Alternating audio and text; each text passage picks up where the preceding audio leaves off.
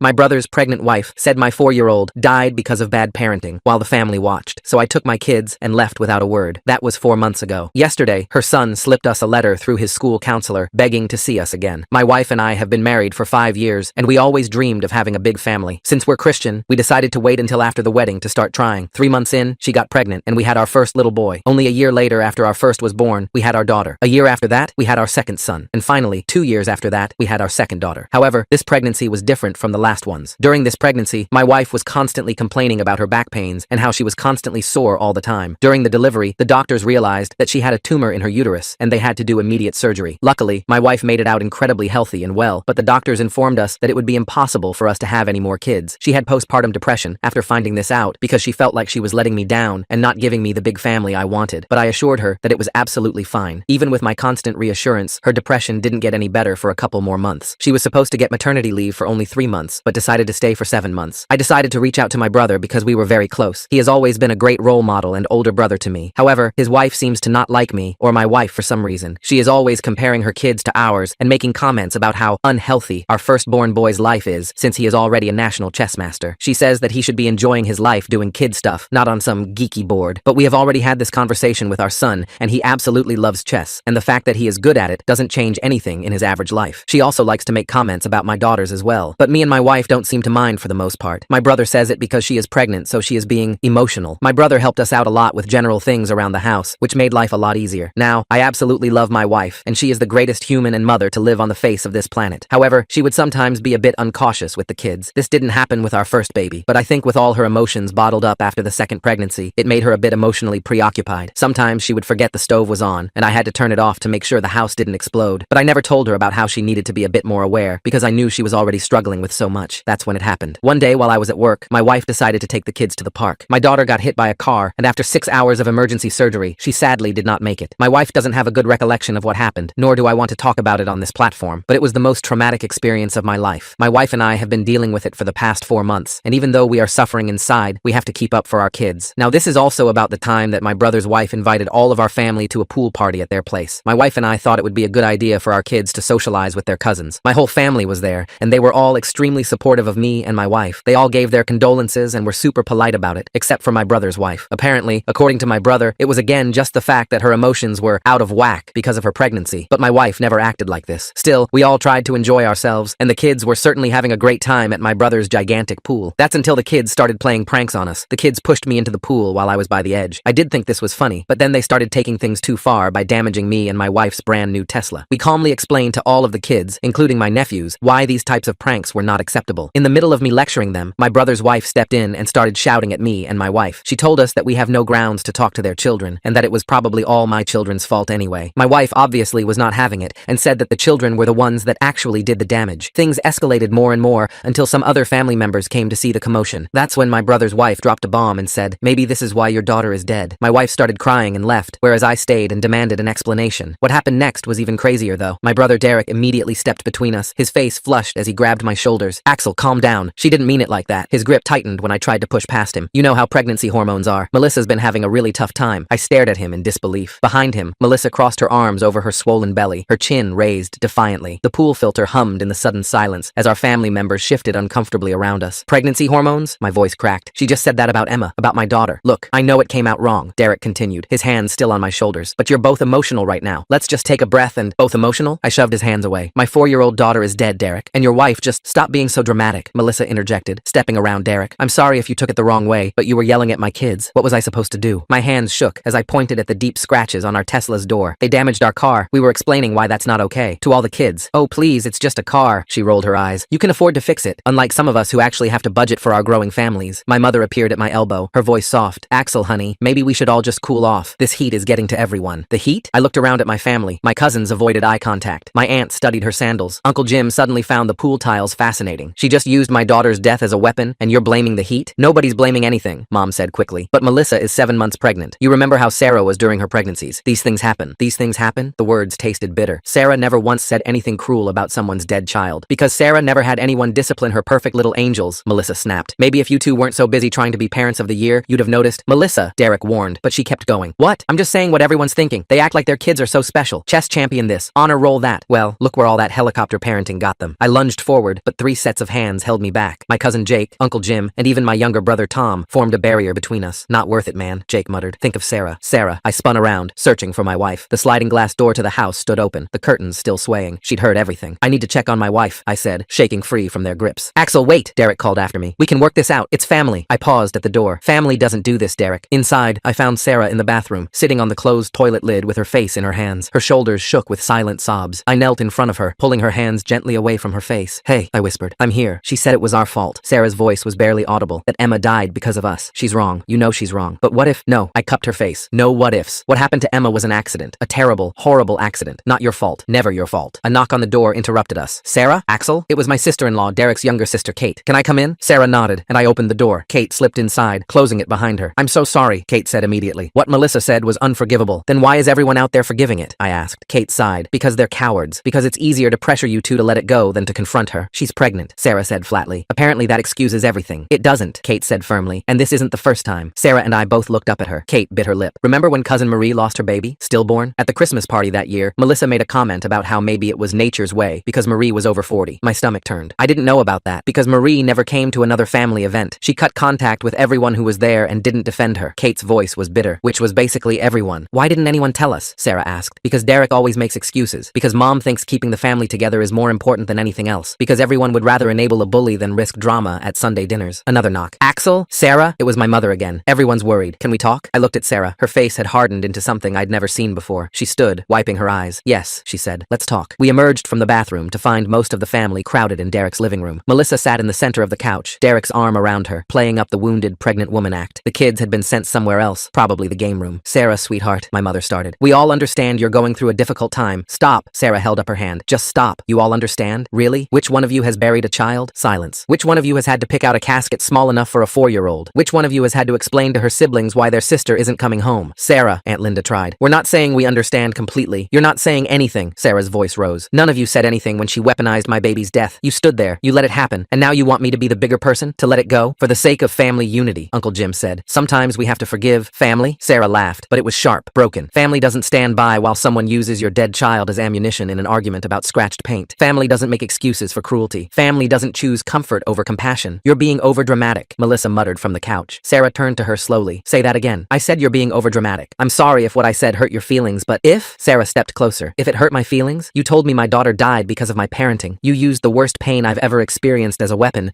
because you were mad about your kids being disciplined. I'm pregnant, Melissa said, as if that explained everything. I've been pregnant 4 times, Sarah shot back. Never once did hormones make me cruel. Never once did carrying a life inside me make me callous about another life lost. Everyone handles pregnancy differently, Derek interjected. Melissa's been having a really hard time. Stop, I said. Stop making excuses. Stop enabling her. Stop choosing her comfort over our pain. I'm not choosing anyone, Derek protested. I'm just saying we can all move past this. We're family. No, Sarah said quietly. We're not. Not anymore. The room erupted. Everyone talking at once, trying to convince us we were overreacting, being too sensitive, breaking up the family. Through it all, Melissa sat on the couch with a small, satisfied smirk. Enough! Sarah's shout silenced everyone. You want to know what breaks up a family? Standing by while someone attacks grieving parents? Making excuses for cruelty? Choosing to enable a bully rather than protect the vulnerable? She turned to face everyone. 4 months ago, I lost my daughter. Every day since then, I've woken up to a world that's missing her laugh, her smile, her little hands in mine, and I've survived it because I thought I had family who understood that pain, who would protect that sacred grief from being weaponized. Her voice broke. But you've shown me today that keeping Melissa comfortable is more important than keeping Emma's memory respected, that avoiding conflict matters more than standing up for what's right. Sarah, please, my mother tried again. Think of the cousins. The kids shouldn't suffer because the adults can't get along. The kids? Sarah's eyes flashed. You're worried about the kids? Where was that concern when Melissa said what she said in front of any child who might have been listening? What message does it send when they see cruelty excused because the cruel person is pregnant? No one answered. Sarah walked to where our children were gathered by the door, having crept back to see what the shouting was about. She knelt down to their level. Get your things, she said gently. We're going home. But Mom, our oldest protested. We were having fun. I know, baby. But sometimes we have to leave situations that aren't healthy, even when it's hard. As we gathered our belongings, the family continued their chorus of protests. Derek followed us to the door. Axel, come on. Don't do this. She didn't mean it. You know she didn't mean it. I turned to face my brother. That's the problem, Derek. I think she did mean it. And I think you know she meant it. But you'd rather we swallow our pain than confront your wife's cruelty. That's not fair. Fair? I laughed bitterly. Was it fair when she used our daughter's death against us? Was it fair when every single person in that room chose to protect her instead of us? We're not choosing sides. Yes, you are. You chose. And you chose her. We loaded the kids into the car. As I started the engine, my phone began buzzing with texts. Sarah's too. Family members trying to guilt us into returning, into apologizing, into letting it go for the sake of family peace. Sarah turned off her phone and stared out the window. They'll never understand, will they? No, I said. They won't. won't. I can't go back there, she whispered. I can't sit across from her at Christmas dinner and pretend she didn't say what she said. I can't watch everyone act normal while knowing they'd rather protect her than us. Then we won't, I said simply. We'll make our own holidays, our own traditions, with people who actually care about us. Sarah reached over and took my hand. I'm sorry, your family. They're not my family, I interrupted. Not anymore. Family doesn't do what they did today. As we drove away, I saw Derek still standing in the doorway, Melissa beside him with her hand on her belly and that same satisfied expression. The rest of the family had probably already moved on, convincing themselves that we'd cool down, that we'd come around, that family was more important than principles. They were wrong. That night, after the kids were asleep, Sarah and I sat on our back deck, the same deck where Emma used to play with her toy tea set, serving us imaginary cookies and telling us elaborate stories about her stuffed animals. I miss her so much, Sarah said. I know, me too. And now we've lost them too. Your family. I pulled her close. We haven't lost anything worth keeping. Anyone who could stand by while you were attacked like that, anyone who could make excuses for that kind of cruelty, they're not family. They're just people we happen to share DNA with. Your mom will probably call tomorrow, try to smooth things over. Probably. What will you say? I thought about it. That Melissa crossed a line that can't be uncrossed, that they had a choice between protecting grieving parents or enabling a bully, and they chose wrong, that we won't expose ourselves or our children to that kind of toxicity again. Sarah nodded against my chest. They'll say we're breaking up the family. The family broke itself when they chose comfort over compassion. We sat in silence for a while, listening to the night sounds. Somewhere in the distance, a child laughed, and we both tensed. Every child's laugh sounded like Emma's now. Every little girl with dark curls made our hearts skip. I keep thinking about what Kate said, Sarah murmured, about Marie, how she cut everyone off after they didn't defend her. Yeah, I used to think that was extreme. Now I understand. How can you sit across from people who watched you be attacked and did nothing? Who made excuses for your attacker? Who tried to make you the villain for not accepting the attack? You can't, I said simply. My phone buzzed again. Another text, this time from my mother. Please don't let this destroy our family. Think of what Emma would want. I showed it to Sarah. Her face hardened. She did not just invoke Emma to manipulate us into forgiving this. She did. Sarah grabbed my phone and typed back, Emma would want her memory respected. Emma would want her parents protected. Emma would want people to stand up to bullies, not enable them. Don't you dare use my daughter's name to guilt us into accepting abuse. She hit send before I could stop her. Not that I would have. I'm done, she said. Done trying to keep the peace. Done swallowing my pain so others can be comfortable. Done pretending that family means accepting any treatment because of shared blood. Good, I said, because I am too. The next morning arrived with a barrage of phone calls. I'd turned my phone to silent, but the screen lit up constantly with names I'd grown up trusting. Dad, Aunt Linda, Uncle Jim, even cousins who hadn't been at the party were suddenly involved, having heard some version of events that undoubtedly painted us as the unreasonable ones. Sarah sat at the kitchen table, stirring her coffee absently while our kids ate breakfast. Our oldest son kept glancing between us, clearly sensing something was wrong, but not quite understanding what had shifted in our world overnight. Are we going to see Uncle Derek today? He asked innocently. Sarah's hand stilled. I set down my own mug carefully. Not today, buddy, I said. We're going to have a family day, just us. But we were supposed to practice chess with cousin Tyler this weekend. The knife of that simple statement twisted. Tyler was Derek's oldest, and he'd been learning chess from our son. They'd formed a genuine bond over the game. Two kids who didn't care about adult complications. We'll figure something else out, Sarah said softly. Sometimes plans change. Our daughter, the younger one, looked up from her cereal. Is it because of what happened at the pool when everyone was yelling? Kids noticed everything. We'd tried to shield them, but they'd heard enough. Sometimes adults disagree about important things, I explained carefully. And sometimes we need space from each other to figure things out. Like when me and Jamie fight and Mom makes us go to different rooms, she asked. Something like that, sweetheart. My phone buzzed again. This time it was Derek. Axel, we need to talk. Man to man. Without the wives. I can come by this afternoon. I showed Sarah. She read it and shook her head. Without the wives, she repeated. Because clearly I'm the problem here. You're not the problem. You've never been the problem. I know that, but they don't. I typed back. There's nothing to discuss. Your wife crossed a line. You defended her. That tells me everything I need to know. His response was immediate. You're being stubborn. She's pregnant and emotional. You can't throw away family over one comment made in anger. One comment. As if those words hadn't been carefully chosen weapons. As if the cruelty hadn't been deliberate. Block him, Sarah said quietly. Please, I can't. I can't watch you have these conversations. It hurts too much. I blocked Derek's number. Then, one by one, I blocked the others who'd stood by and watched. Mom was the hardest. Her name sat there on my screen. Decades of memories attached to those 3 letters. But she'd made her choice yesterday. She'd chosen the easy path over the right one. The kids finished breakfast and scattered to their usual Saturday morning activities. Our son to his chess computer. Our younger daughter to her art supplies. Our middle child to his books. The house felt oddly quiet, without the usual prospect of family gatherings, cousin play dates, Sunday dinners. What do we tell people? Sarah asked. Our friends? The kids' teachers when they ask why the cousins don't pick them up anymore? The truth, that we've decided to distance ourselves from family members who don't respect us. They'll think we're overreacting, that we're those people who cut off family over petty drama. Let them think that. I reached across the table for her hand. We know the truth. Using our dead daughter as a weapon isn't petty. Standing by while it happens isn't drama. It's betrayal. Sarah's phone rang. Her mother this time. She'd been at the party but had left early, before the confrontation. Sarah stared at the screen, then answered, "Hi, Mom." I could hear her mother's voice, concerned but measured. Sarah's face cycled through emotions as she listened. Yes, I heard what happened. No, Mom. She said our daughter died because of how we parent. I don't care if she's pregnant. Mom, stop. Sarah's voice hardened. If you're calling to tell me to forgive and forget, you can save your breath. What Melissa said was unforgivable, and the fact that Axel's family defended her tells me everything I need to know about their values. A pause. Her mother's voice rose slightly. Then they're wrong. wrong, Sarah said flatly. I'm not ruining the family. The family ruined itself when they chose to protect an abuser instead of the abused. Yes, I said abuser. Using someone's dead child against them is abuse, Mom. Another pause. I have to go, Sarah said. I love you, but I won't discuss this anymore. Either you support us or you don't, but I won't be convinced that we're wrong for protecting ourselves. She hung up and set the phone aside with shaking hands. She thinks we should reconcile for the children's sake. Everyone's very concerned about the children when it suits them, I said bitterly. Where was that concern for our children when Melissa attacked their dead sister's memory? The weekend passed in a strange bubble. No family texts about Sunday dinner plans, no cousins dropping by, no Derek showing up with his toolbox to help with house projects. The absence felt both liberating and suffocating. Monday brought new challenges. I walked into work to find several colleagues giving me strange looks. Word traveled fast in our interconnected world. Derek and I worked in the same industry, though different companies. We had mutual professional contacts. My coworker Benjamin approached me at lunch. Hey man, heard there was some family drama this weekend. You okay? I tensed. What did you hear? Just that there was some big blow up at Derek's place, that you and Sarah stormed out and are refusing to talk to anyone. The narrative was already being shaped. We were the unreasonable ones who stormed out, not the grieving parents who were attacked. There was an incident, I said carefully. Someone said something cruel about our daughter who passed away. We decided it was best to leave. Benjamin's face shifted. Oh man, I'm sorry. I didn't know it was about. I just heard you guys were being dramatic about some pregnancy hormones thing. Is that what Derek's telling people? He looked uncomfortable. I mean, I heard it third hand. You know how these things get twisted. But I did know. Derek was already controlling the narrative, minimizing what happened, making us the villains in a story where we were the victims. That evening, Sarah met me at the door with red eyes. The school called. Melissa showed up at pickup time for her kids and tried to take ours too. Said there must have been a miscommunication about carpooling. My blood ran cold. What did the school do? Followed protocol. She wasn't on the pickup list, so they didn't release them. But she made a scene, told the office staff that we were having family troubles and keeping the kids from their cousins out of spite. This is escalation, I said. She's trying to force contact through the kids. The principal wants to meet with us tomorrow to clarify the situation. We spent that evening drafting emails, documenting everything. The principal, Mrs. Catherine, was understanding when we explained the situation in broad strokes. We didn't detail Melissa's exact words. That pain was too private to share with strangers, but we made it clear that certain family members were no longer authorized for pickup. I understand family dynamics can be complicated, Mrs. Catherine said carefully. We'll make sure staff are aware of the updated list. Tuesday night, the doorbell rang at 9 p.m. Through the peephole, I saw my mother standing on our porch, holding a casserole dish, the universal peace offering of Southern families. Sarah looked at me. Your choice. I opened the door, but didn't invite her in. Axel, Mom started, her voice already thick with emotion. This has gone on long enough. I brought your favorite. Mom, stop. I held up my hand. A casserole doesn't fix this. I'm not trying to fix it with food. I'm trying to get my son to talk to me. We talked on Saturday. You made your position clear when you defended Melissa. I wasn't defending her. I was trying to keep the peace by sacrificing us. The words came out harder than intended. You were keeping the peace by telling us to accept someone using Emma's death against us. Mom's face crumpled. That's not. I would never. But you did. You stood there while Melissa said our daughter died because of our parenting, and your response was to remind us she's pregnant, as if that excuses cruelty. She didn't mean. Stop saying that! The words exploded out. Stop telling us what she meant. We heard what she said. We felt the intention behind it. And you're still here, days later, trying to convince us we misunderstood. Mom clutched the casserole dish tighter. I just want my family back together. Your family was never together, Mom. It was held together by people like Sarah and me swallowing our hurt and keeping quiet. By people like Cousin Marie disappearing rather than making waves. By victims staying silent so abusers could stay comfortable. Melissa isn't an abuser. She used our dead child as a weapon. What would you call that? Silence stretched between us. Down the street, a dog barked. Normal neighborhood sounds that felt surreal against this moment. I should have spoken up, Mom said finally, quietly. When she said it, I should have told her it was wrong. Yes, you should have. But I can't change that now. All I can do is try to fix this going forward. There's nothing to fix, Mom. The damage is done. Trust is broken. And honestly, I don't think it was ever really there. This just revealed what was always true, that keeping up appearances matters more than protecting the vulnerable. She started crying then. Real tears, not the manipulative kind. I don't want to lose you, either of you, or my grandchildren. You're not losing us. You're experiencing the consequences of your choices. There's a difference. What does that mean? It means we'll still exist. We'll still be your son and daughter-in-law, but we won't pretend that Saturday didn't happen. We won't sit at family dinners with Melissa. We won't expose our children to people who think their sister's death is fair game for cruel comments. So what? You'll just never come to family events again? Never let the cousins play together? The cousins can play together when their mother isn't around. Derek can bring them here or meet us at neutral locations. But Melissa is not welcome in our lives. Neither is anyone who continues to make excuses for her. Mom wiped her eyes. And if I can't accept that, then you're choosing her over us. Again. She left the casserole on the porch. I brought it inside after she drove away, and Sarah and I stood in the kitchen looking at it like it might explode. Your mom makes good casserole, Sarah said finally. She does. Doesn't make her a good person though.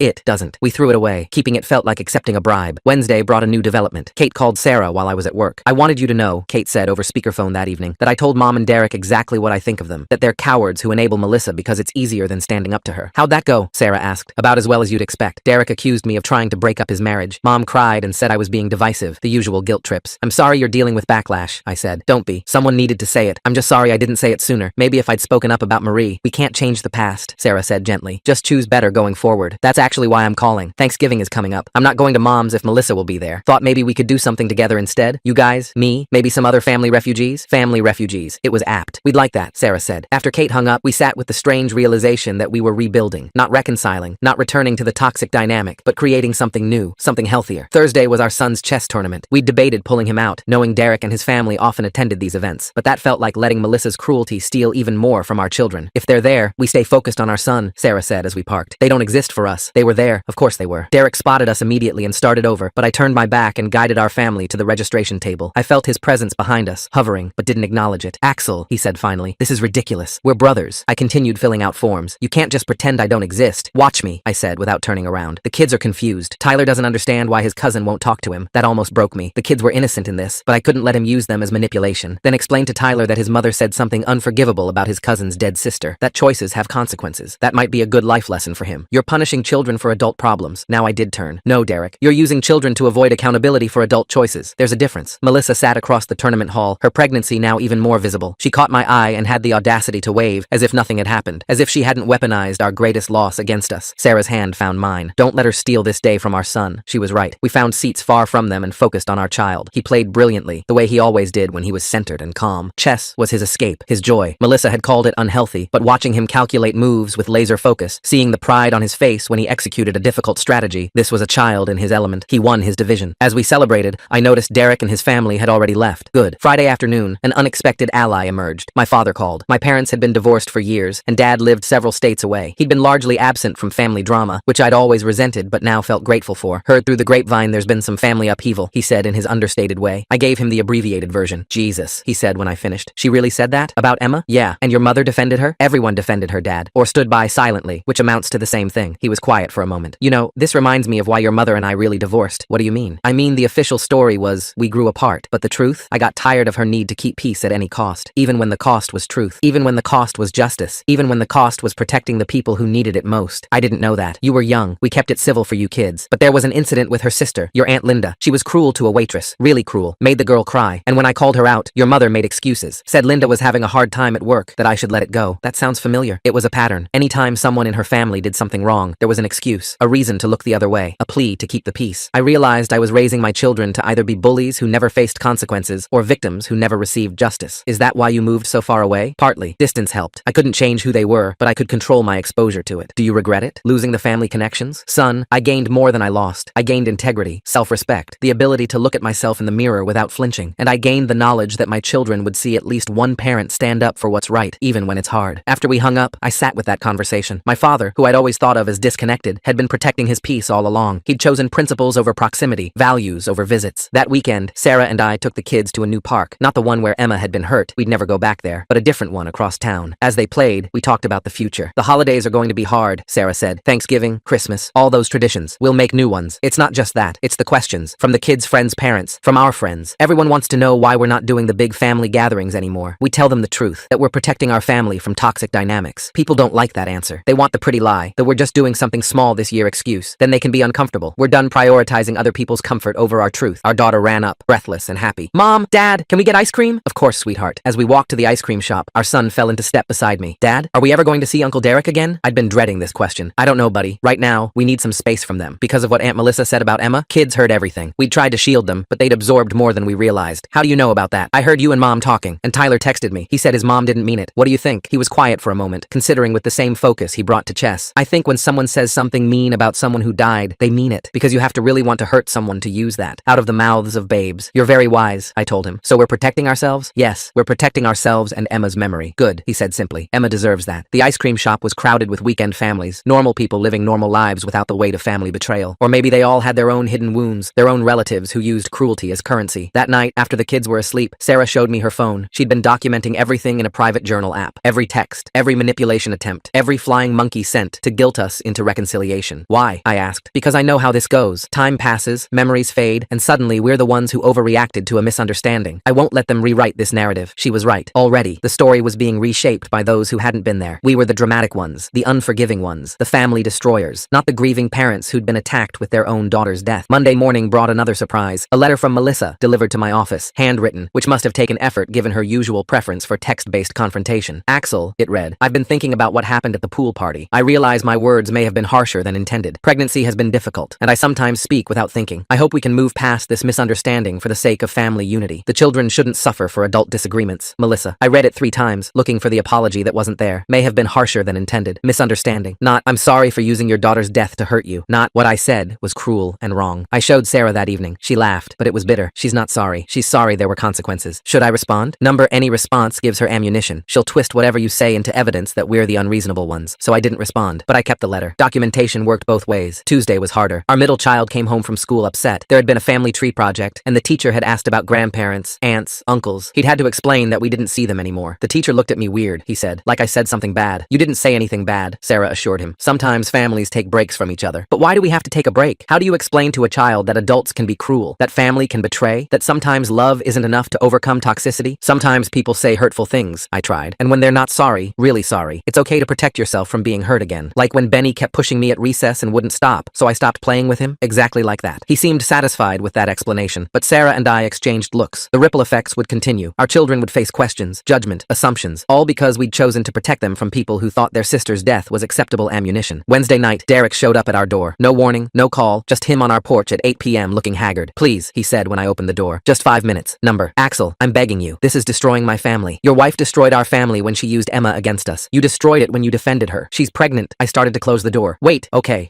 not the pregnancy excuse. I don't know what to do. Mom cries every day. Melissa and I are fighting constantly. Kate won't speak to us. The kids are confused and upset. This isn't what I wanted. What did you think would happen, Derek? That we'd just swallow that pain and show up for Sunday dinner like nothing happened? I thought you'd understand. That family meant more than one moment of anger. One moment? I laughed, but there was no humor in it. Derek, your wife has been cruel to us for years. Comments about our parenting, our children, our choices. We overlooked it all. But using our dead daughter as a weapon? That's not a moment of anger. That's calculated cruelty. She was upset about the car. Stop. Just stop. If you're here to make more excuses, leave. If you're here to genuinely apologize and acknowledge what happened, we can talk. But I won't stand here and listen to you minimize what she did. He stood there, mouth opening and closing like he wanted to say the right thing but couldn't find it. Because the right thing would require admitting his wife was cruel, that he'd chosen her cruelty over our pain, that he'd failed as a brother when we needed him most. I can't, he said finally. I can't say she was wrong. She's my wife, and I was your brother. Sarah was your sister-in-law. Emma was your niece. But you've made it clear where your loyalties lie. I closed the door. Through the window, I watched him stand there for another minute before walking back to his car. Part of me, the part that remembered teaching him to ride a bike, being his best man, celebrating his children's births, wanted to call him back. But the larger part, the part that was a father and husband first, knew that some bridges, once burned, couldn't be rebuilt. Thursday brought a call from an unexpected source. Marie, the cousin who'd lost her baby and disappeared from family events after Melissa's cruelty. Kate gave me your number, she said. I hope that's okay. Of course. I heard what happened, what Melissa said. I'm so sorry. Thank you. I wanted to call because I know what you're going through. Not the loss. I can't imagine losing a child who'd lived and laughed and been part of your world for years. But the family betrayal, that I understand. How did you handle it? Badly at first. I kept waiting for someone to reach out, to say they were sorry for not defending me, to acknowledge that what she said was wrong, but they never did, because acknowledging it would mean admitting they'd failed. And that family unity they prize so highly, it's built on the silence of people like us. Do you regret cutting them off? Number, I regret that it was necessary. I regret that they chose comfort over compassion, but cutting them off, that saved me. It let me grieve without having to pretend the people who enabled my attacker were safe. People think we're overreacting. People who haven't been through it always think that. They don't understand that some wounds are too deep for forgiveness, that some betrayals reveal who people really are. And once you see it, you can't unsee it. After we hung up, I found Sarah in Emma's room. We'd left it largely untouched, unable to face packing away her things. She sat on the floor, holding one of Emma's stuffed animals. Marie called, I said, sitting beside her. Yeah? I told her about the conversation. Sarah listened, tears sliding silently down her face. She's right, Sarah said finally. About the family unity being built on silence. How many times did we bite our tongues when Melissa said something cruel? How many comments did we let slide to keep the peace? Too many. And it escalated, because that's what happens when cruelty goes unchecked. It grows. We didn't know it would lead to this. Number. But we knew it was wrong, and we stayed quiet anyway, just like everyone else is staying quiet now. Friday was Halloween. We'd always done a big family trick-or-treat gathering, all the cousins together in coordinated costumes. This year, it was just us. The kids didn't complain, but I saw our oldest looking at photos from last year on his phone, all of them together. Emma, in her little witch costume, beaming at the camera. You okay, buddy? I asked. Yeah, just remembering. It's okay to miss how things were. Do you think it'll ever be normal again? I think we'll find a new normal. Different, but still good. Without them? With people who truly care about us, who would never use Emma's memory to hurt us. He nodded, pocketing his phone. I think Emma would understand why we're protecting her memory. I think so too. That night, as we walked through the neighborhood, I noticed other families, intact, whole, taking photos and laughing. Were they really as happy as they seemed? Or were they too hiding wounds, staying silent to keep peace, enabling cruelty in the name of family unity? Our phones stayed mercifully quiet. Perhaps the family had finally accepted our boundaries, or perhaps they were planning their next approach. Either way, for tonight, it was just us, our little family of 5 that should have been 6, making our own memories, protecting our own peace. Saturday morning shattered that peace. Sarah woke me early, her face pale. Look at this. She showed me her Facebook. Melissa had posted a long, dramatic status about family division and forgiveness and protecting children from adult conflicts. She didn't name us directly, but the comments made it clear everyone knew who she meant. Some people hold grudges over the smallest things, one aunt had commented. Pregnancy is so hard. People should be more understanding, wrote another. Breaking up family over words is just sad, Derek's friend had added. The narrative was being cemented. We were the grudge holders, the family breakers, the the ones who couldn't forgive a pregnant woman's small mistake. Should I respond? Sarah asked. Number, let them show themselves. Let everyone see who supports using a dead child as a weapon. But it hurt. Seeing people we'd shared holidays with, whose children had played with ours, reduce our pain to pettiness. Seeing them rally around Melissa, while we grieved not just Emma, but the family we'd thought we had. My phone rang. Kate, did you see it? She asked without preamble. Yeah, I commented. Told them exactly what Melissa said. Used Emma's name and everything. Let them defend that publicly. Kate, you don't have to fight our battles. Yes, I do, because someone should have fought Marie's. Someone should have fought yours the moment Melissa opened her mouth. Silence is what lets this continue. Within an hour, Kate's comment had been deleted, and she'd been blocked, but not before several people had seen it. My phone started buzzing with texts from peripheral family members who hadn't known the full story. Is that really what she said? One cousin asked. Why didn't anyone tell me? Wrote another. The narrative was cracking, but Melissa was in damage control mode. A new post appeared, this one about lies and exaggerations, and people trying to destroy a pregnant woman's reputation. She's really doubling down, Sarah said. She has to. Admitting what she really said would mean admitting she's the villain in this story. But the damage to their narrative was done. Some family members who'd been solidly in the keep the peace camp started reaching out privately, not to fully support us. That would require too much courage, but to express concern about what had really happened. We didn't engage. Their sudden interest in the truth after publicly supporting Melissa felt hollow. Where was this concern when we were being attacked? Where were these questions when we were being painted as the unreasonable ones? Sunday arrived with its absence of family dinner. Instead, we had a quiet morning at home. The kids made pancakes. We played board games. It was peaceful in a way our family gatherings had never been, without the underlying tension of waiting for Melissa's next cutting remark. I don't miss it, Sarah said suddenly, watching our kids laugh over a game. I thought I would, but I don't. It was always performative, always about maintaining an image rather than actually caring for each other. She was right. How many Sunday dinners had we endured Melissa's comments while everyone pretended not to notice? How many times had we comforted our children after she'd criticized their interests, their achievements, their existence, all for the sake of family unity that protected the cruel and silenced the hurt? That evening, my mother called again. This time, I answered. I saw Kate's comment before it was deleted, she said without preamble. Is that really what Melissa said about Emma? Yes. Silence. I didn't hear the exact words. I just heard shouting and came to see. By the time I got there, you were already leaving and Derek was saying it was pregnancy hormones, and you believed him without asking us, without checking what actually happened. I wanted to keep peace. You wanted to avoid conflict. There's a difference, Mom. Keeping peace would have meant addressing the person who broke it. You chose to pressure the victims instead because we're more likely to comply. I didn't think of it that way. Of course you didn't, because thinking of it that way would mean acknowledging your role in enabling abuse. Abuse is a strong word. What would you call using a dead grandchild as a weapon against grieving parents? Silence again. I failed you, she said finally. I failed Sarah. I failed Emma's memory. Yes, you did. Can you forgive me? Forgiveness isn't the issue, Mom. The issue is trust. You showed us that when we're vulnerable, you won't protect us. That when someone attacks us with our deepest pain, you'll make excuses for them. How do we trust you after that? I don't know, she admitted, but I want to try. I want to do better. Then start by holding Melissa accountable, publicly. Stop letting her control the narrative. Stop letting her paint us as the villains for protecting ourselves. Derek will be furious. Then Derek can be furious. His comfort isn't more important than our pain. I need to think about this. You do that. But while you're thinking, remember that every day you stay silent is another day you choose them over us. After I hung up, Sarah looked at me with something like hope. Do you think she'll actually do it? I don't know. Speaking up now, after publicly supporting them, would mean admitting she was wrong. That's hard for anyone, especially someone who's spent their life avoiding conflict. But at least she's finally hearing us. Maybe. Or maybe she's just trying to find a way to get us back in the fold without actually addressing what happened. Time would tell. Monday morning brought proof that Mom had made her choice. A Facebook post, carefully worded but clear. I've been reflecting on family dynamics and my role in them. I realize I've sometimes prioritized keeping peace over protecting people. When someone says something cruel, especially about a child who has passed, it's not hormones or stress, it's cruelty. And those of us who make excuses for it are complicit. I'm sorry to those I've failed by staying silent. I promise to do better. She didn't name names, but everyone knew. The comment section exploded. Derek accused her of betraying family. Melissa called her a troublemaker. Various relatives expressed shock that she would air family business publicly. But others, the quiet ones, the ones who'd been silenced before, started speaking up. Stories came out. Times Melissa had been cruel and the family had looked away. Patterns of behavior that had been ignored for years. It's like a dam broke, Sarah said, reading through the comments. All these people who've been hurt by her, finally feeling safe to speak up. My phone rang. Derek, your mother is destroying our family, he said without greeting. Melissa destroyed our family. Mom's just finally acknowledging it. This is your fault. You and Sarah, making a big deal out of nothing. Using our dead daughter as a weapon is nothing? She didn't mean... I hung up. We were past the point of these circular conversations, but the family reckoning continued. Kate called that evening, almost giddy. Did you see Aunt Linda's comment? She admitted that Melissa made her daughter cry at her wedding by criticizing her dress, and Uncle Jim's wife finally told the story about Melissa announcing her pregnancy at their daughter's graduation dinner. It's all coming out. Good, Sarah said. Let them all see what they've been enabling. But with revelation came retaliation. Melissa posted her own status, painting herself as a victim of a coordinated attack. Derek supported her, claiming people were ganging up on a pregnant woman. They announced they were taking a break from social media and family events for their mental health. Classic, Sarah muttered. Play victim when accountability comes knocking. But something had shifted. The family dynamic that had protected Melissa for years was crumbling. People were questioning why they'd stayed silent, why they'd prioritized her comfort over others' pain. Tuesday brought an unexpected visitor. Aunt Linda stood on our porch, looking uncomfortable but determined. I owe you an apology, she said when I let her in. When Melissa said what she said about Emma, I should have spoken up. I should have protected you both. Sarah studied her carefully. Why didn't you? Because I'm a coward, Linda said simply. Because speaking up would have made me a target. Because it was easier to let you bear the weight of her cruelty than to share it. And now? Now I realize that my silence made me complicit. That every time I let her cruelty slide, I enabled the next instance. I'm sorry. I'm so deeply sorry. It was the first real apology we'd received. Not qualified, not excused, just acknowledgement of failure and regret. I appreciate that, Sarah said carefully. But you understand why we can't just go back to how things were? I do. Trust is earned, and I haven't earned yours. But I wanted you to know that some of us see it now, see what we allowed to happen, and we're sorry. After she left, Sarah and I sat with the strangeness of it. The family wall of silence, once so impenetrable, was developing cracks. It doesn't change what happened, Sarah said. Doesn't bring Emma back into a world where her memory is protected. But maybe it prevents the next Marie, the next us. Wednesday was quiet. The social media storm had died down, replaced by an uncomfortable silence. Sides had been chosen. Lines had been drawn. The family that had once gathered for every occasion was now fractured into camps. Thursday brought news through Kate. Derek and Melissa are hosting Thanksgiving, making a big deal about keeping traditions alive and not letting division win. It's clearly a loyalty test. Let them test, I said. We already know where we stand. Mom's not going, Kate added. Neither are Linda or Jim's family. Looks like their guest list is getting smaller. Part of me, the part that remembered Derek teaching me to throw a football, being there when each of my kids was born, felt sad. But the larger part, the part that had watched him choose his wife's cruelty over our pain, felt nothing but resolve. Friday was the kids' school Thanksgiving program. We sat in the auditorium, watching our children sing songs about gratitude and family. The irony wasn't lost on us. Family isn't always blood, Sarah whispered, watching our son help a classmate with their costume. Sometimes it's the people who choose to protect you instead of hurt you. She was right. In losing the family we'd been born and married into, we were discovering something else. Friends who checked in regularly, parents from school who'd heard something had happened and offered support without prying, Kate, who called daily just to make sure we were okay. That weekend, we started planning our own Thanksgiving. Kate would come, along with Marie and her family, some friends who had nowhere else to go, a hodgepodge of people who understood that family was about more than shared DNA. It'll be different, Sarah said, making lists. Different isn't bad. Number different might actually be better. The kids were adjusting too. Our oldest had started teaching chess to kids at the community center. Kids who actually want to learn, he said pointedly. Our middle child had joined a book club. Our youngest was thriving in art classes. Without the constant subtle criticisms from Melissa, without the tension of family gatherings where they walked on eggshells, they were blooming. I think Emma would like this, our daughter said one evening, working on a painting. She always said Aunt Melissa was mean. Maybe she's happy we don't have to see her anymore. Out of the mouths of babes, again. As November progressed toward Thanksgiving, the family divide solidified. Derek and Melissa surrounded themselves with the relatives who still believed in keeping peace at any cost. We built something new with those who understood that some costs were too high. Mom called the night before Thanksgiving. I wanted you to know I'm not going to Derek's, she said. I'll be alone, but I can't sit at a table with someone who used my granddaughter's death as a weapon. You don't have to be alone, I found myself saying. We have room. Sarah looked at me, surprised but not disapproving. Are you sure? Mom's voice was small. I'm sure that Emma would want her grandmother to have somewhere to go on Thanksgiving. I'm sure that choosing right, even late, still matters. But I'm also sure that this isn't a clean slate. It's a chance to do better. I understand. Thank you. After I hung up, Sarah took my hand. That was kind of you. She's trying. Late, but trying. And maybe showing her what real family looks like will help her understand what we lost when she stayed silent. Maybe. Thanksgiving arrived crisp and clear. Our house filled with the smells of cooking and the sounds of chosen family. Kate arrived early to help cook. Marie brought her children, who played easily with ours. Friends filled in the gaps, creating a warmth that had nothing to do with obligation and everything to do with choice. Mom arrived last, carrying her famous sweet potato casserole and looking uncertain. Thank you for having me, she said quietly. Thank you for choosing to be here, Sarah replied. For choosing us. The meal was different from years past. Smaller in some ways, but richer. Conversation flowed without the underlying tension of waiting for Melissa's next barb. The kids laughed freely. Stories were shared without fear of judgment. This is nice, Mom said at one point, looking around the table. Different, but nice. Different can be good, our son said. Like in chess. Sometimes you have to sacrifice a piece to win the game. What piece did we sacrifice? Our daughter asked. The one that was hurting us, he said simply. Mom's eyes filled with tears. I'm sorry I didn't protect you, all of you, from that hurt. We know, Sarah said. But you're here now. That matters. As the evening wound down and guests started leaving, Mom pulled me aside. Derek called earlier, while I was driving here. He wanted to know how I could choose them over him. What did you tell him? That I wasn't choosing sides. I was choosing right. He didn't understand. He might never understand. I know, and that breaks my heart, but not as much as knowing I failed you when you needed me most. She left with promises to do better, to be better. Time would tell if she could follow through. That night, as Sarah and I cleaned up, she paused by Emma's photo on the mantel. I think she would have liked today, she said. A house full of people who actually care about each other. No mean comments about her art, no comparisons to her cousins. Just love. Just love. We'd lost family. The kind you're born into. The kind you're supposed to be able to count on. But we'd gained something else. The kind of family you choose. The kind that shows up not because they have to, but because they want to. The kind that would never use a child's death as a weapon. The kind that understood some wounds don't heal just because someone demands forgiveness. The kind that knew protection sometimes looked like distance, and boundaries sometimes looked like walls. As we headed to bed, Sarah's phone buzzed. A text from a number she didn't recognize. Hi Sarah, this is Tyler. I know my mom said something bad about Emma. I'm sorry. I miss playing with my cousins. Maybe when I'm older we can be friends again. Sarah showed me the text, tears in her eyes. Derek must not know he sent this, I said. What do I say? The truth, that we miss him too, that none of this is his fault, that maybe someday, when he's older and can choose for himself, we'd love to see him again. She typed carefully, kindly, because the sins of the parents shouldn't fall on the children, because Tyler was a victim too, of a mother who used cruelty as currency and a father who enabled it. Send, she said, then turned off her phone. I can't handle any more tonight. As we lay in bed, the house quiet except for the sound of our children sleeping safely down the hall, I thought about the journey from that pool party to this moment. The pain was still there, the loss of Emma, compounded by the loss of family we'd thought we could trust. But there was something else too. Peace. The peace of knowing we'd chosen protection over politeness. The peace of knowing Emma's memory was safe from those who would weaponize it. The peace of knowing our surviving children would grow up seeing that some things matter more than keeping cruel people comfortable. I love you, I told Sarah in the darkness. I love you too, she replied, and I love the family we're building, the one Emma would be proud of. The weekend after Thanksgiving brought an unexpected development. Derek's oldest son Tyler showed up at our door Saturday morning, his bike leaning against our porch railing. Sarah and I exchanged shocked looks through the window. Tyler? I opened the door, scanning the street for Derek's car. Does your dad know you're here? The 13-year-old shifted nervously. He thinks I'm at the library, but I had to come. I need to talk to my cousin about something for the chess tournament next week. Sarah appeared beside me, her expression conflicted. The kid wasn't responsible for his mother's cruelty, but having him here felt like crossing a line we'd carefully drawn. Tyler, we can't, I started. Please, he interrupted, his voice cracking. I know what my mom said about Emma. Dad told me I wasn't allowed to talk to you guys anymore, but it's not fair. None of this is fair. Our son had heard the doorbell and came running. He stopped short when he saw his cousin, hope and uncertainty warring on his face. Can Tyler come in? He asked quietly. Just for a little bit? Sarah and I had a silent conversation with our eyes. Finally, she nodded. 15 minutes. Then you need to go home before your parents realize where you are. The boys disappeared upstairs, and Sarah started pacing. This is going to cause problems. I know. Derek will accuse us of undermining his parenting. Probably. 20 minutes later, Tyler came back downstairs, looking lighter than when he'd arrived. Thank you, he said simply. I'm sorry about everything. You don't need to apologize for things that aren't your fault, Sarah told him gently. He left, and we held our breath, waiting for the inevitable explosion. It came 3 hours later. Derek's car screeched into our driveway, and he was at our door before the engine fully died. How dare you, he snarled when I opened the door. Going behind my back, encouraging my son to disobey me. We didn't encourage anything, I said calmly. He showed up. We let him talk to his cousin for 20 minutes. That's all. You had no right to what? Let two kids maintain a friendship despite adult problems? You're right. How terrible of us. Melissa emerged from the car, her pregnancy now in its final weeks. This is kidnapping, she announced dramatically. We could call the police. Sarah appeared behind me. Please do. I'd love to explain to them why you're trying to prevent cousins from speaking to each other. Maybe mention what you said about our dead daughter while we're at it. Melissa's face flushed. You're poisoning him against us. We didn't mention you at all, Sarah said. Believe it or not, everything isn't about you. Everything's been about you since your kid died, Melissa spat. Poor Sarah, poor Axel, everyone walking on eggshells. Get off our property, I said quietly. Now. Derek grabbed Melissa's arm. Let's go. No, I'm tired of them playing victim. Their daughter died because Sarah wasn't watching her properly, and somehow that's everyone else's problem. Sarah moved so fast I barely saw it. Not to strike Melissa, she'd never give her that satisfaction, but to pull out her phone and start recording. Say it again, Sarah said, her voice deadly calm. Tell everyone how our daughter's death is our fault. Let everyone see exactly who you are. Melissa realized her mistake. The few neighbors who were outside had stopped to watch. Mrs. Patterson from across the street had her own phone out. Turn that off, Derek demanded. Public property, Mrs. Patterson called out. You're making quite the scene. Derek dragged Melissa back to their car, but she couldn't resist one last shot. This is why nobody wants you at family events anymore. You're exhausting. Nobody wants us? Sarah laughed, but it was sharp. Check your Thanksgiving guest list again. They peeled out, leaving tire marks on our driveway. Mrs. Patterson walked over, shaking her head. I recorded the whole thing, she said, in case you need it. That woman is vile. The video was on social media within hours. Not posted by us. We had no interest in that drama, but Mrs. Patterson's daughter who'd been visiting. The court of public opinion was swift and harsh. Melissa's carefully crafted image of the victimized pregnant woman crumbled as people watched her attack grieving parents in their own driveway. Mom called that evening. I saw the video. I'm so sorry you had to deal with that. Tyler just wanted to see his cousin, I said tiredly. I know. Derek called me ranting about boundaries and respect. I told him the only disrespect I saw was from his wife. How'd that go? He hung up on me, but I'm done enabling him. Watching that video, seeing how she spoke to you both, I'm ashamed I ever defended her. Sunday brought a grief support group meeting. We'd started attending a month ago, finding solace among other parents who understood the weight of loss. As we settled into our usual seats, a familiar face caught my eye. Marie sat in the corner, tissues clutched in her hand. After the meeting, she approached us. I hope it's okay I'm here. I know it's been years since my loss, but seeing you two stand up to the family, it brought everything back. Grief doesn't have an expiration date, Sarah said, hugging her. I've been in therapy, Marie admitted, working through not just the loss, but the betrayal. My therapist says the family trauma might actually be harder to process than the grief itself, because death is final, I said, but betrayal is a choice people make every day. That afternoon, Kate texted with news. Derek and Melissa's baby had arrived early. A little girl. The family was buzzing with the standard congratulations and hospital photos. Do we say anything? Sarah asked, looking at the announcement. We wish the baby health and happiness, I decided. The child isn't responsible for her parents. We sent a simple card to the hospital. No return address. It was the decent thing to do, even if they didn't deserve decency. Monday's mail brought a surprise. Tyler had written us a letter, his handwriting careful and deliberate. Dear Uncle Axel and Aunt Sarah, it read. Thank you for letting me visit. I know it caused problems and I'm sorry. Mom and Dad are really mad, but I don't care. You were always nice to me and I miss being a family. I think about Emma a lot. She was really funny and always shared her candy with me. I'm sorry my mom says mean things. I told her it was wrong, but she said I don't understand because I'm a kid. But I think kids understand better sometimes. Love, Tyler. Sarah cried reading it. That poor boy. He's going to be okay, I said. He sees the truth. That's more than a lot of adults in our family can say. Tuesday was the anniversary of Emma's first day of preschool. We've been dreading it. Another milestone she'd never repeat. But instead of staying home and drowning in grief, we took her favorite flowers to the children's hospital where she'd spent her final hours. The nurses remembered us. We think of her often, one said softly. Such a bright light. We donated some toys in Emma's memory, watched sick children's faces light up, and found a strange peace in bringing joy where she'd left us. Wednesday afternoon, our son won his chess tournament. As he held his trophy, scanning the crowd, I saw the moment he realized Tyler wasn't there. The slight dimming of his smile broke my heart. Tyler would be proud, I told him. I know, he said. I just wish he could be here. Sometimes loving someone means accepting you can't be in their life the way you want to, Sarah said gently. But that doesn't make the love less real. Thursday brought another confrontation. Melissa's mother, who'd been out of state during the pool party incident, showed up at Sarah's workplace. Security had to escort her out after she caused a scene, screaming about false accusations and family destruction. She actually said we made the whole thing up, Sarah told me that evening. That Melissa would never say something so cruel, even with multiple witnesses. Apparently we've all been brainwashed or bribed or something. The mental gymnastics were impressive. Friday was quiet, too quiet. The calm before whatever storm Derek and Melissa were planning. We'd learned their patterns. When caught in wrongdoing, they'd retreat, regroup, then attack from a new angle. Saturday morning, the new angle revealed itself. A process server knocked on our door, handing me an envelope. Derek and Melissa were suing us for defamation, emotional distress, and alienation of family affection. They're actually suing us? Sarah stared at the papers in disbelief. For telling the truth about what she said, I muttered, reading through the complaint. They're claiming the video Mrs. Patterson posted has damaged Melissa's reputation and caused her postpartum depression. Her reputation was damaged by her own mouth, Sarah said. We spent the weekend consulting lawyers, documenting everything, preparing for a battle we'd never wanted. The family group texts exploded with drama. Some supported Derek Derek and Melissa, claiming we'd gone too far. Others were appalled they'd involved lawyers in family matters. Kate called Sunday night. Mom's beside herself. She's threatening to testify on your behalf about all the things Melissa said over the years. She'd do that? She's furious. Said if Derek wants to play legal games, she's got a list of witnesses to Melissa's cruelty going back a decade. Monday, we met with our lawyer, a sharp woman named Catherine who'd handled family disputes before. She reviewed everything. The videos, the texts, the documentation Sarah had been keeping. They don't have a case, Catherine said bluntly. Truth is an absolute defense to defamation, and multiple witnesses heard her say those exact words about your daughter. If anything, you have grounds for a harassment suit against them. We don't want to sue anyone, Sarah said. We just want to be left alone. Sometimes the best defense is a strong offense, Catherine advised. But that's your choice. Tuesday's mail brought letters from family members, some supportive, some not. Uncle Jim wrote that while he disagreed with the lawsuit, he thought we should have handled things privately. Aunt Linda sent a long letter detailing every cruel thing Melissa had said to her over the years, offering to testify if needed. It's tearing the whole family apart, Sarah said, reading through them. It was already torn, I reminded her. This just made it visible. Wednesday, our kids came home from school with questions. Apparently, Tyler had been pulled from activities he shared with classmates who knew our children. The chess club, the science fair team, anything that might put him in contact with his cousins. Why can't we see Tyler anymore? Our daughter asked. Did we do something wrong? No, sweetheart. Sometimes adults make choices that hurt kids, even when the kids didn't do anything wrong. That's stupid, she declared with the clarity only children possess. Yes, Sarah agreed. It is. Thursday brought a development none of us expected. Derek showed up alone, looking haggard. I almost didn't open the door, but something in his expression stopped me. I'm not here to fight, he said quickly. I need to talk, please. Against my better judgment, I stepped onto the porch, closing the door behind me. You're suing us, Derek. What could we possibly have to talk about? That was Melissa's idea. Her mother's, actually. They're convinced you're trying to destroy our family. We're trying to protect ours. He slumped against the porch railing. Tyler won't talk to me. He says I'm a coward for not standing up to his mother. My own son thinks I'm a coward. Aren't you? The words hung between us. Derek flinched, but didn't deny it. I know what she said was wrong, he admitted quietly. I knew it the moment the words left her mouth. But she's my wife, the mother of my children. What was I supposed to do? Protect the victims instead of the bully. Tell the truth instead of making excuses. Choose right over easy. Easy? He laughed bitterly. You think any of this has been easy? My marriage is falling apart. My son hates me. My mother barely speaks to me. The baby won't stop crying, and Melissa just gets angrier and angrier. That's not our fault, Derek. I know, he said, and for the first time since the pool party, he sounded like my brother again. I know none of this is your fault. Emma dying wasn't your fault. Melissa saying what she said wasn't your fault. Me being too weak to stop her. That's on me. So drop the lawsuit. I can't. Melissa's mother hired the lawyer. If I back out now, he trailed off. If you back out now, what? Melissa will be angry. She's already angry. You'll have marital problems. You already have them. You'll have to choose between your wife and your integrity. That choice was made at the pool party. He left without another word, but I saw him sit in his car for 10 minutes before driving away. Sarah had watched from the window. Do you think he'll do the right thing? No, I said honestly. But at least he knows what the right thing is. That's more than I expected. Friday, our lawyer called. They want to settle. Drop the lawsuit in exchange for a mutual no-contact agreement. We're already no contact, Sarah pointed out. This would make it legally binding. Neither party contacts the other, including through third parties or social media. Violation would result in legal consequences. What about the kids? Tyler? The agreement would include minors until they reach 18. Sarah and I discussed it that evening. It felt like defeat, letting them use the legal system to enforce what their cruelty had created. But it also meant protection, a paper shield against future harassment. Emma would want us to be safe, Sarah said finally, even if it means making it official that her cousins can't see each other. Saturday, we signed the papers. It was done. The family that had once gathered for every holiday, every birthday, every celebration was now legally mandated to stay apart. The lawyer said these agreements rarely held up if both parties decided to reconcile, but we knew that would never happen. Some bridges, once burned, left too much ash to rebuild. Sunday was Emma's birthday. She would have been 5. We visited her grave as a family, bringing her favorite flowers and new toys that we'd donate to the hospital later. Our surviving children had written her letters, which they read aloud in voices that trembled but didn't break. I got an A on my science project, our middle child read. You would have liked it. It was about butterflies. I won the chess tournament, our oldest added. I used the move you always said looked like a horsey dance. I painted you a picture, our youngest said, placing a colorful canvas against the headstone. It's our family, and you're the sun, because you're watching over us. Sarah and I held each other as our children talked to their sister, updating her on their lives, telling her they missed her, promising they remembered her always. It was heartbreaking and healing at once. That evening, as we drove home, our son asked, do you think Emma knows about everything that happened? I think Emma knows we protected her memory, Sarah said. That when someone tried to use her against us, we stood up and said no, that's what matters. And we found out who really loves us, our daughter added with that startling wisdom children sometimes possess. The people who stayed. Monday morning came with its usual routine. School lunches, work emails, the rhythm of life continuing despite the legal documents that officially severed our extended family. But something had shifted. The constant anxiety of waiting for the next attack was gone. The legal agreement, cold and formal as it was, provided closure. It's really over, Sarah said as we watched the kids get on the school bus. The conflict is over, I corrected. The grief, the growth, the healing, that continues. But without them making it harder,